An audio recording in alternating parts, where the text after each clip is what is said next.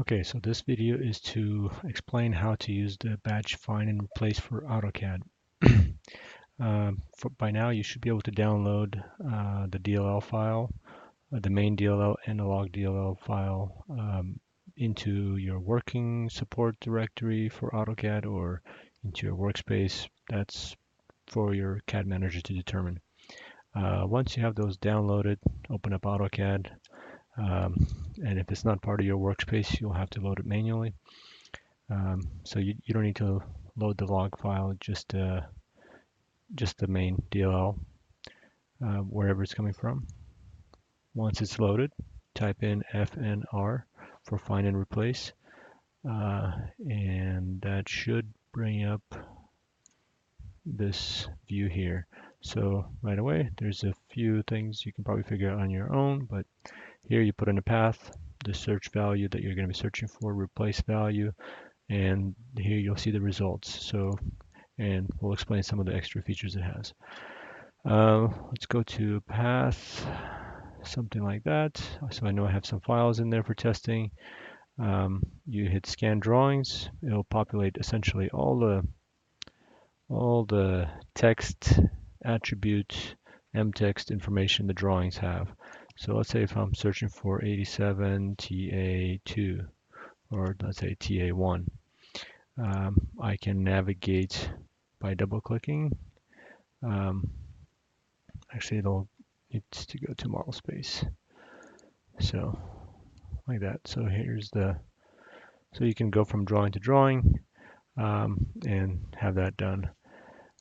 Let's say you want to replace this with 87 TA2. You want to select the ones you want to replace. Go back here and hit enter. So that will replace all of them here visually, so you can confirm that you want to apply the changes to all the ones you're seeing here.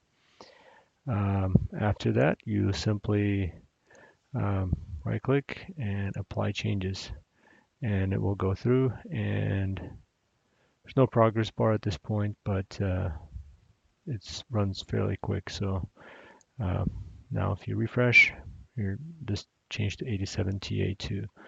So you can see how that works. So you can do some extra searching here as well. So for example, you can say I want to search for a drawing that has a specific block and a specific attribute. So for example, I know I have some blocks here like the title block, right? So title block has a block name of design E sheet data. So we'll search for design E sheet data, and then the attribute we want to search for is the sheet.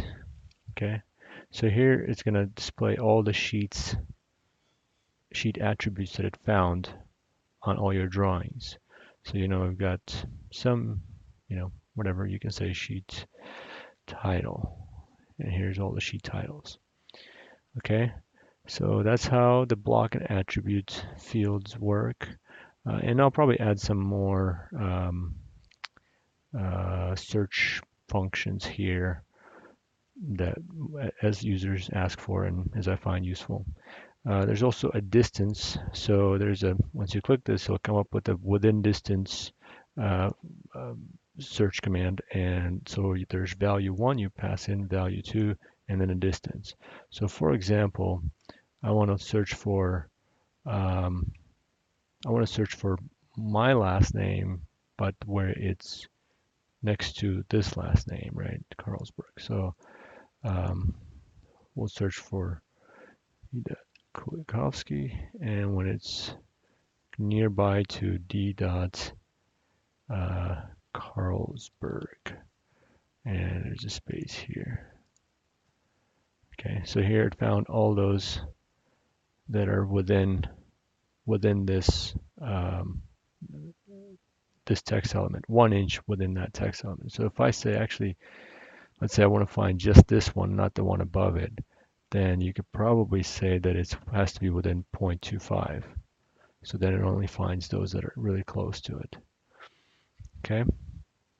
So, I mean, you can see that being useful, let's say if you're looking for 87TA2, but where it's in reference, it's nearby to 487E, because you may find it in other places and so on. So that's how that works. And then if you're just searching like this, you're looking for, let's say 87T, it's going to find everything. But if you hit the exact and you'll say 87TA, nothing's coming up until you find exactly 87TA2. So that's all the basic functions. Okay, so let's say you have found a bunch and what you want to do is now export some of that information. You want to export out some block attribute information um, into a spreadsheet. So let's say this is the set that I want to export out. I don't have many drawings here, so I'll just keep all of it.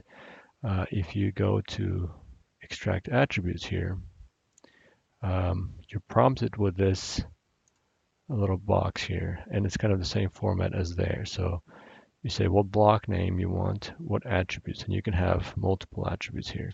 So again, we'll say design e sheet data, and we'll say this has to be sheet, and then the next one will be sheet title.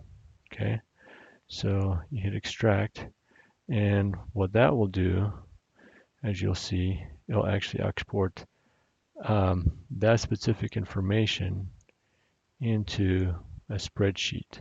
So if you were to, let's say, make this bigger, so on. So you have your drawings and attributes that are assigned. So you can use this in the drawing list or in some request form or something like that.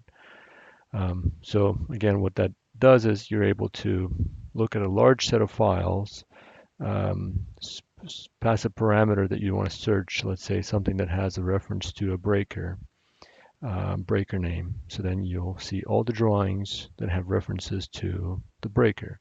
And then you can just right click and say extract the title block information of those drawings that I have filtered, and then I'm going to, and then it outputs that, and you can use that in your request form. Okay, so that's that. A couple of other features here, like the justify left and center. This is just as users asked. If you have a need that you want to, let's say, select certain, let's say, here's like all these guys, right? And you want to, let's say, justify left all those.